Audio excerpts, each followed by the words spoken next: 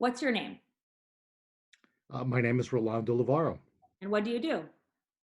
I'm one of nine members of the City Council for the City of Jersey City. And how long have you been a council person? I have been a council person for nearly 8 years and 8.5 years almost. Are you born and raised in Jersey City? Not born, but Brunswick, but came here when I was in the second grade, so around 7 years old or so, and have lived here ever since. With a few stops along the way, I spent some time in New York when I went to NYU for undergraduate and dormed there, things like that. What's Did your favorite thing about being a council person and serving Jersey City? I love the what I love is making a difference, and um, whether it's in constituent services and making sure that when people come to you with a concern or an issue, uh, and no matter how small or large it may be, and being able to actually help them and assist them in resolving that issue um, is very gratifying kind of feeling. And then there's kind of the bigger policy stuff that when you put forward good policy and you're able to effectuate change, whether it was the kind of the earned sick days stuff that we did here in Jersey City, um, or if it was doing things like no smoking in the parks, or even uh, what's it called, gardens and farmers markets, rather, I should say, in all the parks, and being a part of that, trying to make that a reality here in Jersey City, or start getting that started initially, was all of it gratifying. So, What did you say, and would you say is like your proudest accomplishment? wow, I'm very happy to have been part of effectuating the earned sick days. The one that I think is stands out with the greatest pride for me was the uh, when I was a councilman initially, when I first was elected, and co-sponsored legislation to require, and working with the union 32BJ at the time, to require developers who received tax abatements to provide living wages for maintenance and security workers in their buildings, um, and as well as some health benefits as well. Uh, you know, when able to do things like that, where we're able to leverage the powers of government to be able to bring about change and bring about meaningful economic opportunity for folks in Jersey City, particularly when I ran back then on an idea, and then that there was a tale of two cities and disparities in the city, and that we needed to really uplift everybody in our communities. When we can do things like that, um, that's incredibly gratifying. I know you were tested positive. You had the coronavirus. Mhm. Can you tell us a little bit more about that experience? How it happened, like the symptoms you experienced, anything you could share. That'd be great. Sure, I'm happy to share it, and I'm truly blessed to be one of the folks who are recovering. And while we hear of all of the tragedy and loss, and it's every life loss is terrible and tragic, and we all cry and mourn for everyone. There are lots of faces that are a lot of lives that have been saved in this thing. I think that gets lost inside of all of and so our healthcare heroes out there who are really doing a tremendous job under the most stressful and dire conditions. I tip my hat to them. They're amazing. Um, You're gonna make me cry. Stop. I know. I think about it. The folks who took care of me Aw. they put their lives on the line, like literally, right? Um, so my experience kind of started in mid-March, and it was after the last council meeting that we all gathered together at, and I started to exhibit some very mild symptoms of like a low-grade fever and um, some a tickle in my throat. I described it as when I went to the doctor out of complete abundance of caution at the time, and because I was watching the news and thought I should just get this checked out to make sure I'm not going anywhere. And so at that point, they kind of diagnosed me with, I didn't get the coronavirus test, and I didn't pass any of the criteria, the CDC criteria of have you been in contact with anyone, have you been out of the country, other symptoms of fever, like I don't even know that anyone would consider my low grade fever a real fever at the time. And so they did run a test on me for strep throat and determined I had strep throat, which I was completely relieved to hear at the time. Fever was escalating dramatically, and I began to feel aches and pains in my body, and headaches as well. I was getting the chills. Um, and so I described all that and told them I am somebody who's going to, if I've got this virus, I'm high risk. And so they agreed at that point to give me the test. And so the next day I went to Sea Caucus, took a drive-through test. Um, uh, and that was the first time when they talk about one of the common symptoms being shortness of breath, that I really realized that I had shortness of breath. But when I got out of my bed and went just to my car and drove to Sea Caucus, I was exhausted, and the shortness of breath issues were very palpable. I could just really feel it. Um, I got through that and got back after taking the test.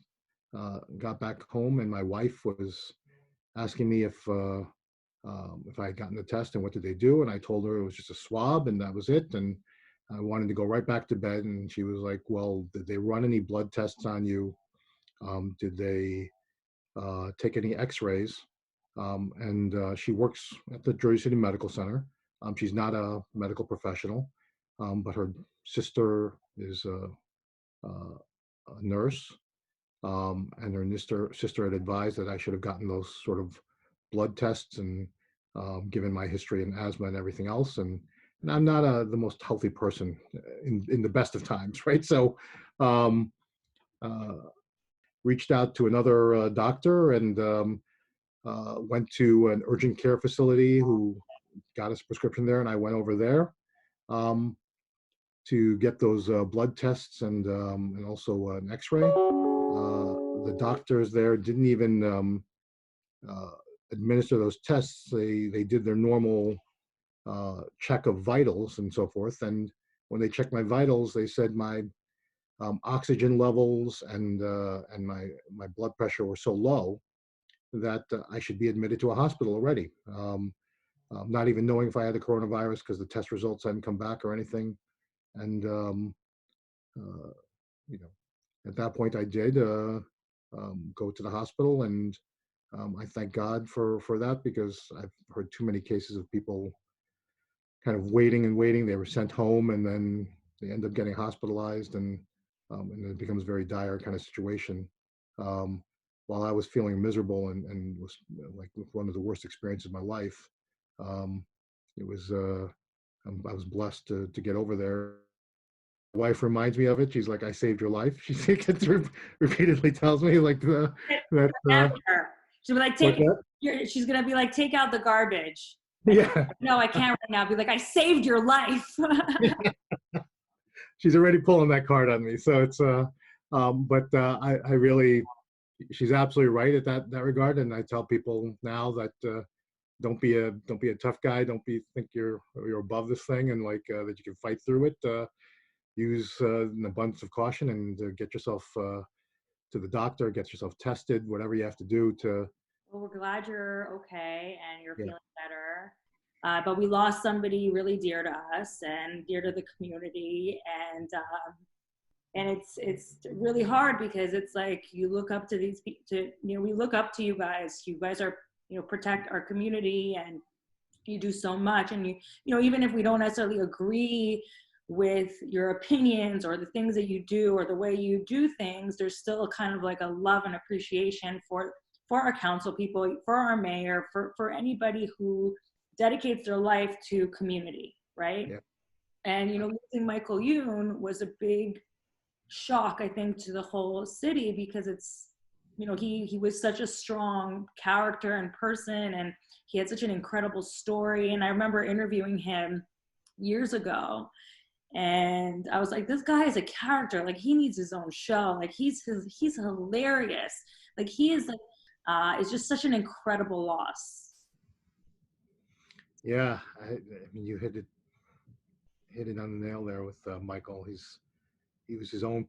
He had a huge personality, right? It's like oftentimes we didn't always, but he may have been, him and Councilman Bogiano may have been oftentimes in disagreement or on the opposite side of things and in the minority of votes and arguments and debates at the council. But they made their presence felt at every council meeting. You said he should have his own show. His show was the city council, right? It was televised and twice a month, and at caucus meetings as well. Um, I said in when he had couple of common phrases that he liked to use, and one of them was I'm he was an issue that he probably disagreed with you on, and he would politely approach it and say, I'm looking this over and I'm scratching my head. And you knew whenever he said, I'm scratching my head, that you were in for like a grilling. Like, he would question you and pound you over the head with repeatedly with questions. But people loved him because he was just a real fighter for them. And like you said, whether you agreed with some of the issues or not, you knew his heart was in the right place, and he really represented Jersey City, and he was that story of success, that immigrant story, in a city of more than 40% immigrant population. He was that dream and the fulfillment of that. And I shared with folks his passing and this idea that when I reflected on his life, and that I think his service as a councilman was meant and intended to be, like, he didn't have to do this, right? This was like, he was successful, had his life here in America, um, and done very well business wise, was loved and beloved in the community with his business. And he didn't have to do this, but he did it because he really wanted to pay it forward. And he talked about the idea that this country and the city had given him so much. He wanted to kind of give it back. And I think it's um, that sort of love for his community that is going to get us out of this whole thing too. Uh, and that idea of being able to pay it forward and bringing people together around that. So he will be missed. What are you doing, other than obviously working for the city and doing what you can? What are you doing to stay healthy at home and, in good spirits with your family? Do you want to share with us? Sure. I mean, like I've only recently gotten to be recuperating, so up until then I'd been locked in my room, in quarantine essentially. But since then, I'm out with the family, and my wife now that I'm healthier, she goes back to work. As I said, she works for the Jersey City Medical Center. She does communications for them, and so that, like so many other parents throughout the country, we have a daughter who's home and going to school online, and so I have to be home, and I am home and taking care of her, and making sure she does her work and her homework, and that she gets fed breakfast, lunch, and, well, my wife comes back home from work and takes care of the dinner for all of us as well. Um, and truth be told, she really prepares the food in advance for breakfast and lunch. I just really have to reheat it. You have a good um, woman. what's that? You have a great woman. Not only she saves your I life, know. she feeds the family. She's so since I've gotten back into the swing of things, you know, besides doing the schoolwork and everything, we find time as a dad and daughter to um, have fun at home. And uh, I recently asked for a lot of ideas because my daughter had spring break, so not only did I have her home, now I had to, like, basically just have spring break with her at home in the house and figure out fun ways to do that. So we did a couple of things, from cleaning the house to playing Uno and other games and watching things on TV and doing virtual activities with her as well. That's great. Well, thank you so much for your time. And we're, happy that you're feeling well. And Thank you.